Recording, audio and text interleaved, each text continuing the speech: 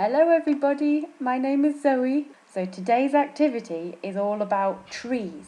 It's about the texture of trees. Do we all know what texture means?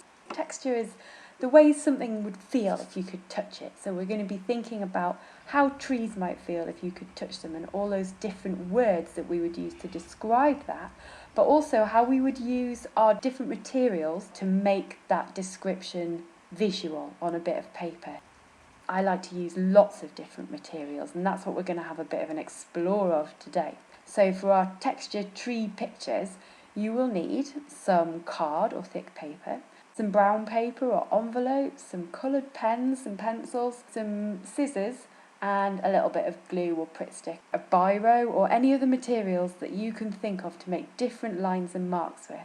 So I hope you're all feeling great and fine and ready to get really creative. Now the very first thing that I want you to do is not to do a picture, but it's to look. Have a look at these pictures. Zoom in really good and close. Aren't they gorgeous? These are pictures by a Colombian artist called Abel Rodriguez. And Rodriguez is an elder from the Nonuya ethnic group who are native to the Kawinari River in the Colombian Amazon rainforest in the Amazon basin. And this artist makes really detailed drawings and paintings, all from memory of the plants and trees that grew in the area that he comes from. And all of that knowledge he has of the plants was passed on to him by his uncle. So he's doing it from kind of images that he has in his head and from his own knowledge of those plants and trees. So that's really impressive, isn't it? I want to have a really good look and see the amount of detail that he's put into these pictures and all the different textures and lines and marks and colours that he's put into those as well. It's just beautiful. So the next thing I want you to do is not to do drawing or painting yet, but I want you to talk to each other. Why do you think trees are important? What's the best way to look at a tree? Is it from underneath or from the top? Can you see any plants or trees from where you're sitting? What do they look like? Can you describe a plant or a tree to your friend or grown-up? What colour is it?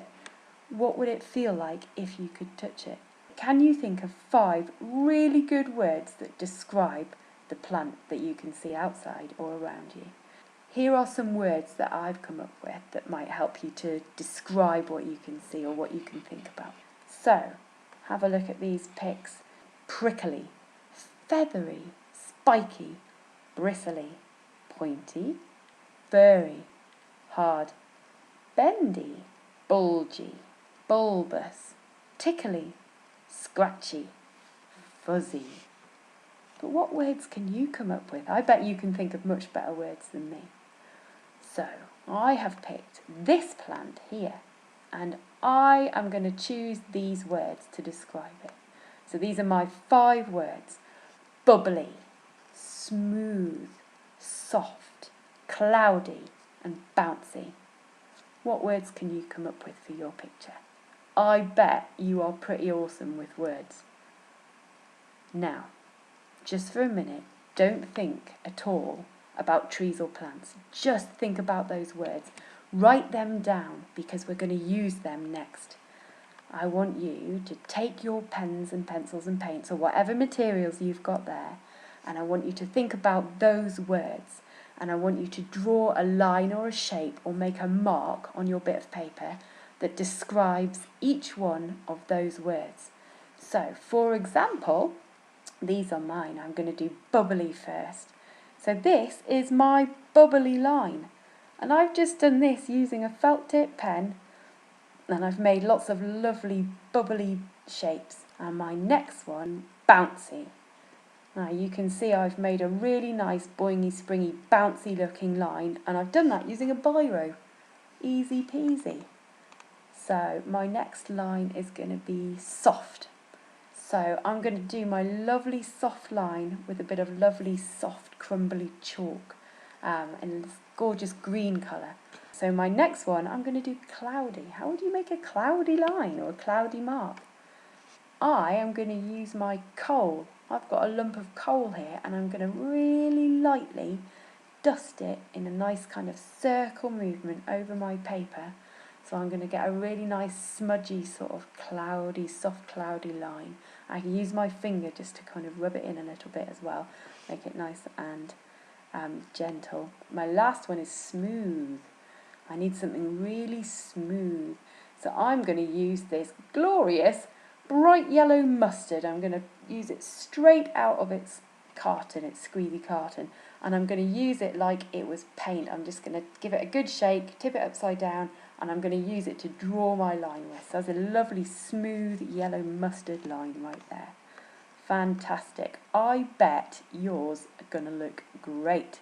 Once you've had a bit of a play with your materials, we're going to do something slightly different.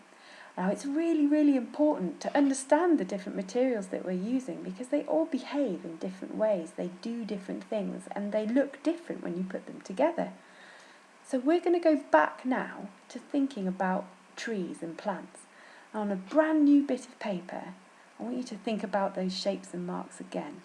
But this time we're going to mix them up a bit. I'm going to make some tree trunks to kind of go on that bit of paper first. I'm going to do that by chopping up my bits of envelope and brown paper.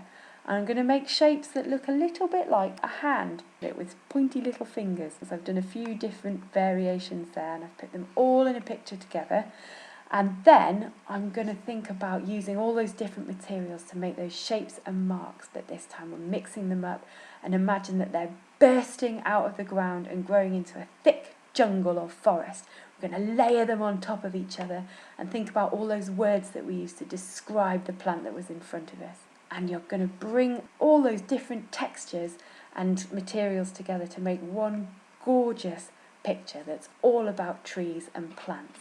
I think we're looking pretty incredible here, and I cannot wait to see what materials you've used and what different shapes and textures you've come up with. Don't forget to share your images. See you later. Bye bye everybody.